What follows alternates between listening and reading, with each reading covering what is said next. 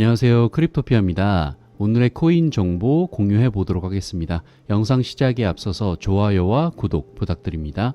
자, 오늘은 계속해서 소송을 진행 중인 리플과 SEC에 대해서 말씀드려볼까 합니다. 이 리플과 SEC 소송이 계속해서 시간이 지날수록 팝콘 먹으면서 봐야 되는 게 아닌가 하는 것처럼 좀 재밌는 상황인데, 리플이 지금 SEC 전 위원과 리플 CEO의 2018년 회의 메모를 SEC가 제출해야 된다, 이런 요청서를 법원에 제출했는데, 법원이 이제 이 자료를 2월 17일까지 제출하라고 SEC의 명령을 내린 상태고, SEC가 이거를 이제 2월 24일까지 다시 연기해달라고 요청을 한 거죠.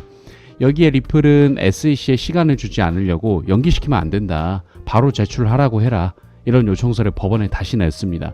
이게 상황이 참 재밌는 게, 보통 소송을 당한 쪽이 시간에 쫓겨서 연장을 요청을 하기를 마련인데, 완전히 반대로 소송 건 쪽이 관련 문건 제출을 좀 늦춰줘라 하고 있고, 소송 또 당한 쪽이 안 된다, 시간 주지 마라, 이러고 있으니까 또 신기한 상황인 거죠. 이게 이제 브래드 갈링하우스 리플 CEO랑 당시 SEC 위원이었던 엘라드 노이즈만이 2018년에 미팅을 했었는데, 브래드 갈링하우스는 이번 소송 과정에서 당시 미팅에서 XRP가 증권이 아니라고 생각하는 SEC 위원이 있었나요? 하고 질문을 했었는데 그렇다라고 답을 합니다. 브래드 갈링하우스는 당시 노이즈만 위원이 XRP를 증권으로 보지 않는다라는 말을 했었냐, 이런 질문에 대해서도 그렇다라고 답을 했었습니다. 당시 SEC 위원이 이렇게 말을 했었기 때문에 지금 소송에서 리플 측에 굉장히 유리하게 작용할 수밖에 없는 이제 그런 상황인 거죠. 다음 거 보시면, 어쨌든 원래 2월 17일에 문건 공개가 예정이 돼 있었지만 이제 일주일만 더 기한을 달라는 SEC 연장 요청에 법원이 승낙을 하면서 2월 24일로 이제 변경이 됐습니다. 이게 소송이 미뤄지는 거라고 생각을 하실 수는 있겠지만, 이건 소송이 연장이 되는 게 아니라 말 그대로 자료 제출 기한만 일주일이 연장이 됐다고 보시면 됩니다.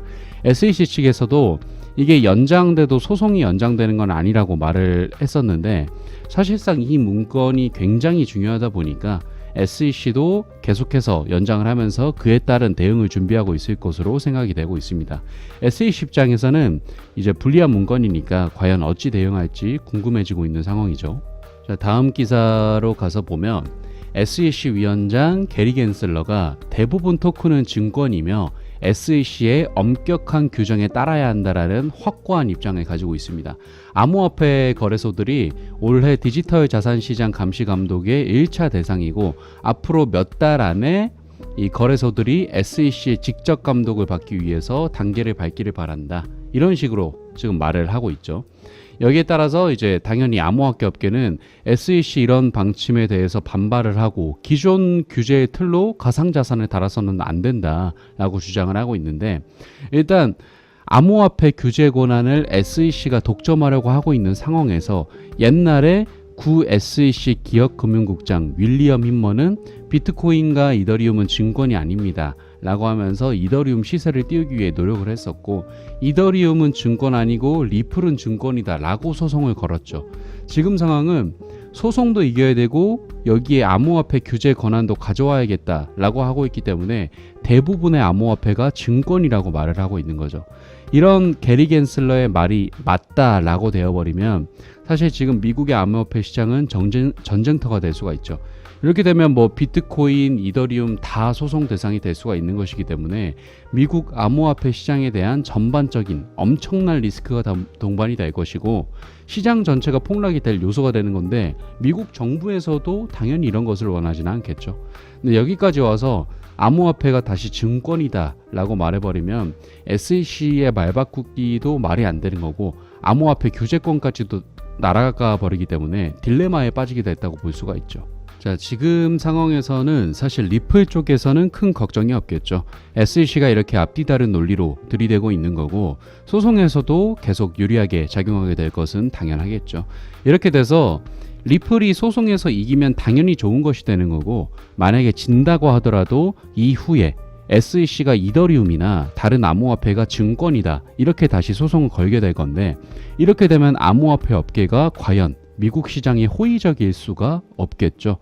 미국은 이미 암호화폐 기업들을 유치하기 위해서 혈안이 되어 있는데, 이렇게 되면 SEC가 미국이란 나라 전체의 전반적인 흐름을 막는 그림이라서 이 말이 안 되는 거고, SEC가 계속 이런 식이라면 사실 의회도 가만히 있을 수가 없을 겁니다.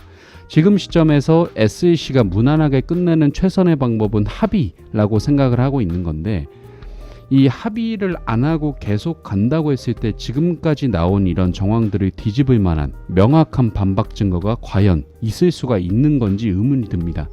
이런 전체 시장의 분위기도 차갑게 SEC를 바라보고 있는데 과연 소송 결과가 어떻게 될지 기대가 됩니다. 지금 리플 1년 이상 계속 연장되고 문서 나오고 어쩌고 뭐 미뤄지고 있는데, 리플 보유자분들은 굉장히 힘드실 것으로 생각이 되지만, 계속된 지금 소송의 전반적인 흐름하고 시장의 분위기로 볼 때 리플 XRP의 유리한 조건밖에는 보이지가 않습니다.